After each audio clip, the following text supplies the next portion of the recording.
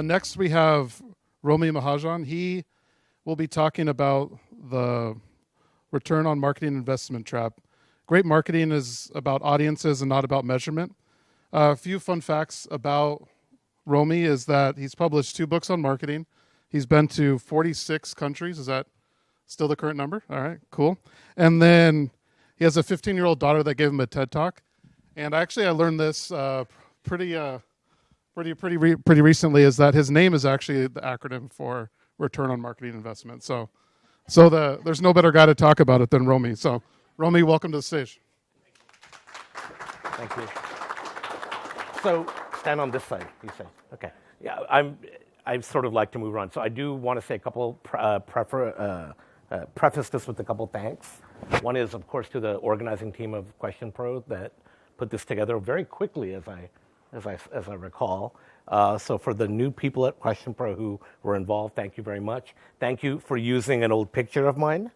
11 years ago, 11 years, 40 pounds ago. Thank you very, very much. And also thank you for allowing me to speak on this topic, because many of the things you heard in the introduction from Vivek, and likely you'll hear later on, are things that I directly contradict in my talk. And so, of course, you have to take the thesis and the antithesis, which is me, and create your own synthesis, ultimately, right? And so that what we'll talk today is about is this notion of the ROMI trap. And I represent today both my advisory business, KKM Group, and a small AI company, Quantarium, that I'm running sales and marketing for. So with that, let's go on. So is irony dead, right? I mean, Dan mentioned it, right? My name is Romi, which happened before ROMI became return on marketing investment. And in fact, I think I found out on LinkedIn or something that people are using this phrase, Romi. And to me, the irony was ultimate, because not only is it my name, but it's a concept that even as a CMO, I actually don't think about. I don't think about return on marketing investment. It's not an area I'm interested in. And when there's a CEO or a search or somebody wants to hire you and they talk about return on marketing investment, high ROI for their marketing, et cetera, it's certainly a job that I would pass on. And I think there are very profound reasons for that that are both structural and emotional, and we'll get into those in a minute. And so again, they say every good speech requires an opening gambit. My opening gambit is that my own name is something that I contradict, right? So is irony dead, right? If you guys remember Emerson, he talked about a foolish consistency being the hobgoblin of little minds. And I believe that the focus on ROI today in marketing and in many other parts of the world, measurement in general, is a hobgoblin, is a consistency that is incredibly dangerous. And there's countless data points from a variety of fields that talk about how measurement, or a myopia around measurement, leads you down the wrong path in health, in marketing, in education, and in a variety of fields that affect not only the digital and marketing experiences, but in human life in general. And so as such, I would highly recommend that if you don't believe me here today, you do go do some research around other areas around measurement. You'll find later on that I don't reject mathematics, but I reject the myopia with which people think about measurement. And because when they think about measurement, they're forgetting a fundamental thing, which is their audience. And I think the audience is the hub around which all of marketing exists, your audience. And we'll come back to that in just a moment. Today's marketing culture, right? I don't know who Dan Taylor is, but great quote, if you're not measuring, you're not marketing. I worked at Microsoft for 10 years. We would have reviews, although I know Parag worked at Microsoft, other people worked at Microsoft. We'd have reviews with KPIs, dashboards, 60 different variables you were trying to manage at once, and you'd end up spending your whole time preparing for that meeting, coming in with red light, green light, yellow light, dealing with that, and measuring things that were in times contradictory, right? Revenue and experience are often contradictory, but they both had to be green. So you had to create one of two possibilities. You could either get fired or you could lie, right? Those were your two options. And we all did a little of both. I myself moved on twice from Microsoft. If I go back once again and leave, that'll be, 3 strikes, you're out.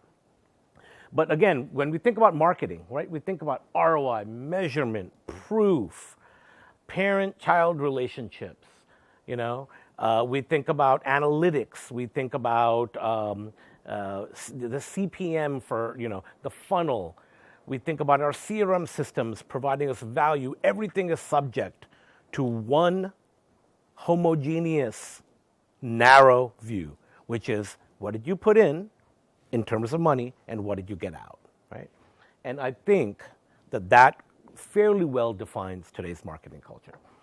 In other parlance, it's what people call quants. The quants have taken over, right?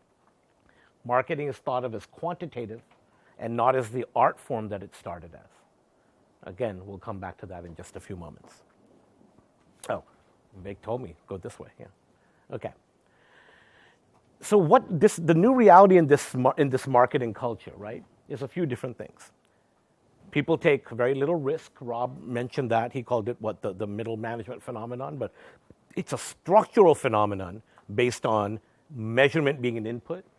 There's very little art. We have zealotry around certain channels like social and digital because they are imminently and eminently measurable, right? So you have a great deal of zealotry through there. We have a short tenure for CMOs, which ordinarily would be fine. It's not that you get tenure when you're a CMO, but the tacit knowledge, the tribal knowledge, the work disappears when someone leaves, and you rebuild it when another person comes. And so this episodic way of looking at your business, driven, of course, ultimately by a kind of a Wall Street view of your business, is terrible for your business. There's no continuity, there's no tribal knowledge, and so on and so forth. If you look at advertising agencies, the big ones, it's very interesting. Every single CEO or chief anything officer of a large advertising agency cut their teeth at that agency as well. They grew up, they know everything about that agency, right? You'll find that in tech, people move every couple of years. I did that at Microsoft, did that at other companies, and I don't know that I really added the value I could have had I stayed through and seen, right? So again, an era of zealotry and little risk, all structurally connected to the God that we worship called Romi, not me, okay? Although I'll take that, yeah. Okay. So, has marketing gotten better? Maybe I'm wrong. Maybe as a result of this quant view, marketing's gotten better. First of all, how would you know? And second of all, what do you guys think? Let's take a show of hands. Is marketing better than it used to be? I mean, yes, no, it's yeah. Rob says yes. Okay. Okay. Rob, what's your favorite movie? The Big Lebowski. What was its budget? How many minutes was that movie? How many minutes did it last? I would guess 50. You would guess. How many minutes did it last? Hour. What was the key grip budget on the movie? Right? I'm just wondering, looking at it from an ROI perspective, was it worth it? I don't know. But yeah, great Big Lebowski, what, 20, 25 years old? Okay. Any other views on favorite TV show, favorite jingle, favorite ad you've seen? It's right. I mean, again, I'm not preaching, although I kind of am, but what do you guys think? It's like Geico. Geico? We love the little guy, but Okay. Okay. So you didn't buy it, right? But you like the little gecko dude, right? Okay. I'm not sure the caveman one was good for me, given my look, but yeah, okay. So, if you think about it, if you take a typical room and you ask them before you start the presentation, tell me your favorite movie, tell me your favorite show, tell me your favorite ad, almost everyone refers to a TV ad. Almost everyone, right? TV used to be the biggest single medium for budget, marketing budget. It still is, as a matter of fact, unless you look at all of what's called digital in one pool. But it's very interesting that while people refer to multi-channel marketing driven by the need for ROI and that TV is not measurable and so on and so forth, unless you're part of the sweep week and so on and so forth, right? People still remember their experiences which is what we're talking about today, are quite different. And that is what I'll say. The fundamental conundrum with experience and ROI is that the experience the consumer gets, enjoys, is not the thing that the creator is measuring. That's the fundamental conundrum of experience transformation when you look at it through an ROI perspective. The movie example is one, and there are countless others we can talk about. Your favorite book that you've read is likely not the one that sold the best, right? So you have to find that sort of balance.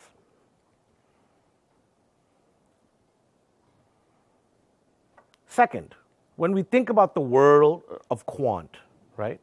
The world of quant, the world of return on marketing investment, the world of ROI, the world of direct causality between a thing you do or an investment you make in marketing and an outcome you seek. If you think about that, let's talk about that for a moment. Do you really believe that any outcome in marketing is traceable and to a particular spend or a particular campaign? In anything, the shirt you're wearing, the watch you're wearing, the enterprise, the experience transformation software you're about to sign your check and buy, is it directly attributable to the website that you looked at? A friend told you it? This physical, not digital event we're at? Curious. You got to think about that. What are the antecedents of a purchase or some other form of consumption? Do you really believe that the most highly measurable platforms are indeed the ones that reach the audience you want? Well, there's the obvious answer. The most measurable things are things like Facebook, right? It's very measurable, at least outside of them lying continuously about the statistics that they offer and the fake accounts and all the other stuff, right? Would you be willing to put 100% of your dollars in that, not do this event, not have backpacks and all this stuff? I don't know. You have to. Do you believe physical marketing is dead? Right? Physical marketing. 16 billion is the number of catalogs mailed in 2018 in the United States. So either everyone's a moron, other than you, because you read the back of some book that said something about quant, right? Or somebody's onto something. Those catalogs matter, right?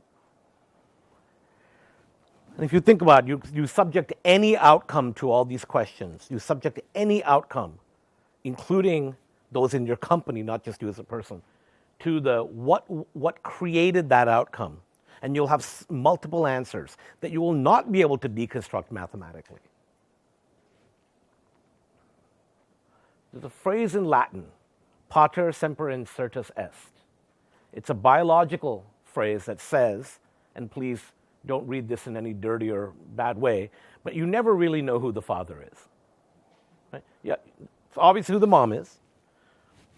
So what is the progenitor, the antecedent to any outcome? Right? We don't really know. We don't really know. You certainly can't prove it scientifically. And the question is that if you're so caught up in the ROI mentality, you're forced to create that relationship between parent and child, between input and outcome. And again, what can you do there? You can get fired or you can lie. Those are your choices. Okay. So this is where I come into the notion of audience. And let's think about this for a moment. What is an audience? Any definitions? What is a marketing audience? We say this word all the time, like tech people say solution. What is an audience? Mr. Badshah, do you have a view of what an audience is? A group of people. Group of people that you are seeking to target, connect to, engage, right? In the old language that's probably no longer allowed, create some intimacy with. Right? Those are the things that come up with. Although I used to laugh when every company talked about intimacy, like create an intimate relationship and you're monetizing intimacy. And I thought, boy, that's the oldest profession I've ever heard of, monetizing intimacy. But we'll come back to that in a moment, right? What is an audience? How do we think about who is the buyer, the consumer of that experience that Vivek and team are providing for you? Who is it? And typically say demographics, you could look at roles and so on and so forth. Well, let's say that demographic, that role, that type of person, whether in terms of your current audience or your desired audience, likes to go to a certain type of bar, right? Well, then the best thing you can do is show up at that bar. Doesn't mean you create a new one. That was the old microsite thing, right? Let's create a new bar. It also doesn't mean that you have to hit them with so-called digital experiences. Just show up at the bar. Maybe that's not right, and I don't know your audience, but you've got to think about your audience first before you decide what channel to market them through. But with an ROI mentality, we think about, God, what channels can we measure? And we use those channels to market, right?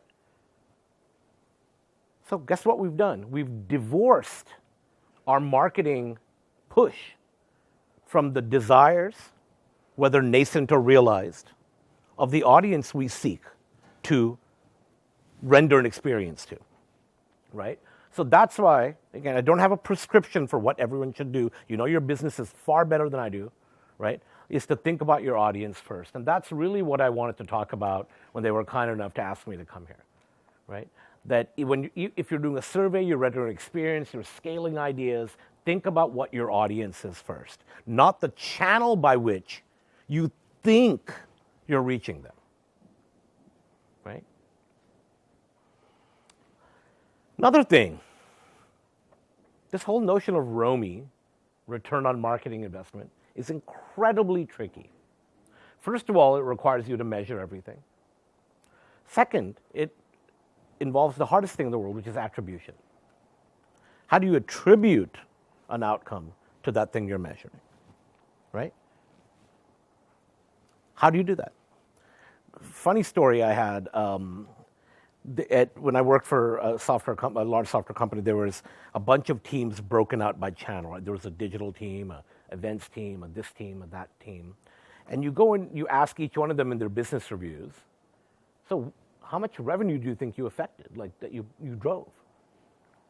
So I once did that when I was at this company. Now, the digital team said X dollars, the physical team said Y dollars. And when you added up each team's contribution, it was about 24 times the revenue that actually came in, right? Wow. Problem of attribution.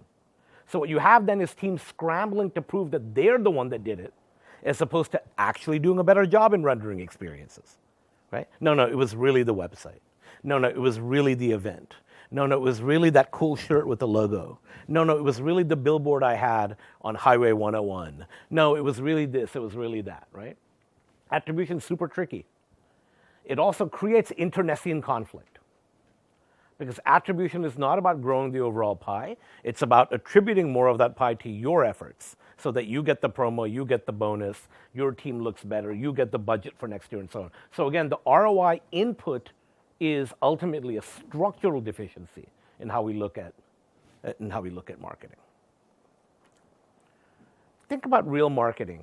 What it really needs is exactly what today the QuestionPro Experience Day is about, right? It's about creativity, appeal, internationalism, irreverence, emotion, some level of beauty, some level of art. No doubt some level of outcome, right? After all, most of you are in parts of businesses whose charter is to make money, right? I get that. But in the earlier slide, we talked about ROI and this, that, and the other, and we've forgotten about vivacity and appeal and so on and so forth. You know, cut and paste, the notion of cut and paste like on Microsoft Word, came from advertising agencies getting ideas, drawing them out, physically cutting, physically pasting them on poster boards, looking through it, getting war rooms together, going over this stuff, right? Not collaborating through Slack for 4.3 hours a day that I'm measuring because I got to know you're collaborating, right? And so on and so forth. Rob mentioned 15 million ideas he's captured. He hasn't told me, and maybe he knows, he probably does, how many were good, how many were bad, how many were adopted and then led to bad outcomes. I don't know that answer, right? And maybe it may be amazing. Obviously, the company's done very, very well. But my point is, where's the life in what we're doing? Which is to say, if you're in marketing, you should reclaim your profession. You should reclaim your profession from the quants. From quant to experience. Maybe somebody can write a blog on that or something like that, right? Or maybe actually write a book on it, a physical book. I was actually on a con call once with a person, one of those ironic moments in your career. Do I have time still? Am I good? I think I'm good. I'm good. Where this gentleman had just written a book, physical book, that was distributed through the normal channels, whatever they were. Back then, there was something called Barnes & Noble. You could go buy it, right? You could actually go to a library with your kids and do all this fun stuff. And in the webcast promoting his book, he said everything's digital. Now, imagine the irony of those moments, right? So digital might be part of the backbone of most good things, but the moment we say everything is that, then we only pick the channels, right, that are digital. And therefore, we don't do stuff like this. We don't do a lot of other things. In fact, airport advertising is growing at, 15% CAGR now. Radio, by the way, is still growing. Terrestrial radio is still growing by something like 1.5% a year. Maybe not a huge, but it's still growing, right? So there's $22 billion a year in the US spent on terrestrial radio, like literally the radio you turn on and some random person says something or the other, and those ads, that's $22 billion bucks. You know, nothing to sneeze at. And this does matter, right? This really does matter. It matters if you want to reclaim your profession. It also matters that if we do want to get to a point where, as Vivek mentioned in his keynote, we're moving to this notion of transformative experiences. Whatever those experiences might be, right? If you move to that, you also have to think about the artistic pieces, the emotional pieces, the things that people have cast as old-fashioned and traditional, right? Apparently now, there's a great insult, which is to call somebody a boomer. My kids used that on me the other day. I didn't know what it meant. I mean, I knew what a baby boomer was, but what do you mean? And, you know, anyway, long story short is, you know, some of the boomers had some good ideas, right? I don't know. Billboards are kind of neat. They still work. Who lives in the Bay Area? Yeah, the 101 wars, right? Used to be Oracle and Informix, and then all the the database wars on the billboards on 101. That made a difference to people, right? Each one of you picked your outfit today. Each one of you has very generously been given a backpack today with QuestionPro, and so on and so forth. Think about those elements of marketing as well. I know I've now beat that dead horse, so I'll move on from that. Okay. Who in here is a digital marketer? You are. You are. Okay. You are. So I had a person who was looking for a job the other day, and I met him over a drink who's a friend of a friend. Transitive property, right? A friend of a friend is a friend, right? And he sat down with me and he said, you know, I'm really frustrated. I really want to move up. I want to be more strategic and blah, all the, you know, back of the book kind of cliches people talk about, right? When they're looking for their change in their career. So I said, okay, so what are you, my friend? He said, I'm a digital marketer. I said, oh, okay, I didn't know there was that thing. I knew there was something called a marketer. So you're saying that, boy, you're working at QuestionPro, and Vivek says, let's do an event called Experience Day. He said, no, I can't do that. I'm a digital marketer. I do digital marketing. Oh, you got to go to Bob for that because I'm a digital marketer, right? And so on and so forth, right? Now, remember in even 20 years ago, sales orders were coming by fax, right? Did anyone ever say, I'm a facsimile marketer, I'm a fax marketer? I do marketing by fax. That's what I do, right? No, you'd had a marketer who said, well, sometimes the fax machine works and sometimes this works. So I actually think that when I run into people who say I'm a digital marketer, I'm like, I mean, no offense to those who raised your hand, sorry about that, but I'm like, okay, well, stay that. You might be very good at it, but you'll always be in a functional piece, right? You're not gonna run marketing. If you care about doing that, it's a blessing and a curse, because remember, as we saw, you might lose your job quickly if you do. But now let's bring back the marketer, and digital is the channel, right? I'm on the side of a scooter marketer. Well, that's what I do. If you don't do scooter, if you don't brand scooters, I'm not the person for you. Now, come on, right? It's just a channel.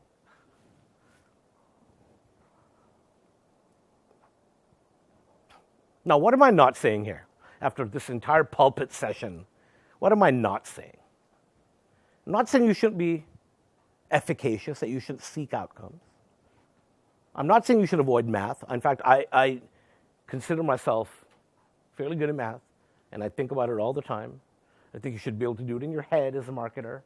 You should know that out of what the exact percentage of your budget is spent on what channel, and so on and so forth.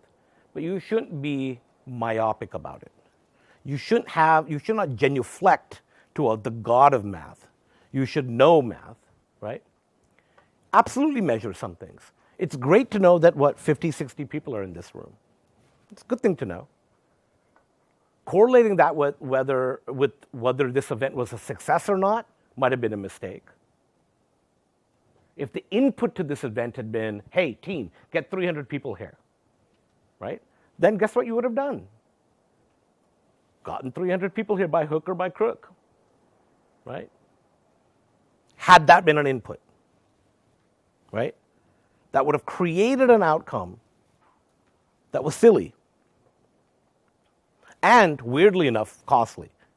Because places like this, even the muffins are like $8 plus whatever, right? So, speaking of which, thanks. I had $16 of muffins over here. But, and I'm also not saying that you should try everything. You got a limited budget, limited time, limited ability to understand how to manipulate and effectively use channels. I'm not saying any of these things. What I'm saying is, be careful what the input into your process is, because that will dictate the output. Just as Rob said, the answer is dictated by the question you ask. The answer is circumscribed by the question that you pose, right? And we all know that from our own personal interactions, right? And I won't get into the obvious examples of that. Okay, so this is what you get when you care about only measurement. Kids go out for Halloween and they have different costumes to A/B test which one gets more candy, right? Only the Bay Area. Yeah. Well, remember that infection has spread wide, right? And, sorry. And this is the great KPI one, right? All these KPIs, one of them is trending down, and the one that's trending down is your ability to understand the KPIs themselves, right? And that's the beauty of what Vivek talked earlier about the NPS launch they're doing. Right? The beauty of that, there was one KPI. Would you be willing to recommend, or whatever the ultimate question is, right? So I think I might be done. So what was the ROI on your time, by the way, of these 38 minutes now? But anyway. Thank you all very, very much. Any questions? I don't know if there's time, or I know people are dying for a break. But do you have any questions? Bouquets, brickbats, rotten vegetables? Do you see a shift in, as far as, it seems to be that there's a shift almost away from digital as a channel. Yeah. I think that every bit of zealotry creates blowback. Right? And I believe there's a profound shift away from digital. The largest growing area now is direct mail again. Those postcards you get, right? Catalogs. 16 billion. It was higher before, right? And in fact, the Post guy used to say that the worst day on the world was when the Spiegel and the Sears catalog were delivered on the same day. You remember Spiegel? Well, a lot of you wouldn't. I know Ruth wouldn't remember it, right? The poor Post people were but anyway, yeah, catalogs are back. Direct events. You tell me, you find one digital media company that started digital that isn't saying our new business plan is to go into events. No, media company. It's not a dig, so don't be all weird. Okay? Yeah, go ahead. My son's girlfriend got a degree in marketing Okay. About 3 years ago. Couldn't get a job. Got certified in digital social marketing and had a job within 60 days. Yeah. A good job. Yeah. She's been there less than 6 months. She spends at least half her time doing events every other week. She has a major event she has to coordinate. Yeah. Yeah. And she spends her social marketing the event. Yes. Yes. But they wouldn't hire her. The serpent eats its own tail, right? Ultimately. So, I'm not saying you have to be dumb about this. Yeah, I mean, if you have to say I do social to get a job, do it. But when you're, if you think about, I really want to be a CMO, Romi, blah, blah, and then you say, but I'm a digital marketer. I say, well, go find somebody who has a digital marketing role then. It ain't me. And be happy with your salary as a digital marketer. Deal with it, right? No problem. But the spirit of the point, right, is that marketing is an area that has specialization, but the specialization exists here, and you have to think about the larger view, right? The input. Any other questions? Sorry, I'll just come back to you. Yeah. How do you get buy-in to this with an organization? Yeah. Especially one that is extremely data-driven. Mm-hmm. All these technology companies, even CPG companies, are going more on the data side. How do you really sell this and say, okay, we have our intrinsic measurements that we say that and then we have our quant. Yeah. And then understanding what's the source of truth there. Okay, how do we go about this? So I think I could at best give you 3 answers to that, and you will sometimes fail in this. So I'll put that out there. Sometimes you'll fail, and you have to morph yourself, right? Or you have to leave, right? So the first answer is to say no, and you can do that. CMOs can say no. They don't do it. Just no, I will not operate by this because I will deliver you either nonsense results or I'll be forced to do the wrong things. So there's the pushback, which is a way of coping with it at an organization. The second thing is I'm not suggesting that you have no ultimate measurements of what you've done. Some sort of measurement, some proxy. I'm saying don't take them as the fundamental input to the system, right? That's the second thing. And third thing is there are elements that are very measurable that are also perfectly good to do, if that happens to meet your audience's needs. Right? I'm not saying measurement is evil, right? But the blinders it puts on you forces you to do bad things. That's my point. Now, you will get pushback at times. And I've also said somewhere on these slides that this is not about slouching towards bad math. You should always know math. It's a fundamental part of any job, I think. Just like a salesperson should know, so should a marketer. For instance, it would be great to know that from when the first time you touch a customer through the website and then you sell them a piece of software, it's 177 days on average, or whatever, right? Now, if you use that as the input, the idea is to get it to 174, you will very likely do bad things, including discounting your software, right? It's great to know, but not to use it as an input into the system. That's my point. Yeah. I think yeah. Sorry. Yeah. Yes. Yeah. Have you seen the trend with RAP or RAP itself, where engineering-led CEOs versus marketing that perhaps you see a difference? Yeah, I mean, I think that's a good observation. I don't know that my span is broad enough to answer that in any definitive way, but I do think that there's certainly a different in mindset towards like I say, the engineering CEO will often always want to extract confessions from you, right? They're there to prove, right, that you did the crime, and they will drill into you until you yes I did it because I'm tired, right?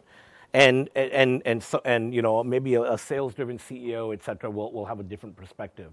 But I don't think that overall there's a distinction that's fundamental there, because I think as you move up, you get more inured to the common way of thinking. I mean, as much as that sounds strange, right?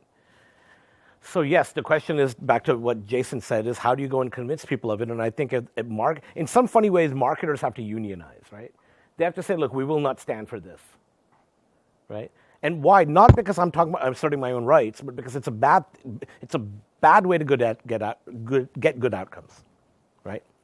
So I don't know enough. I mean, and as you know, when you say startups, if there's a startup in tech, it's often led by an engineer. In non-tech, it's often not, right? I'm done. Yeah. Okay, apparently. I'm good. Apparently I hit the number. Okay. Well, thank you all. Yeah.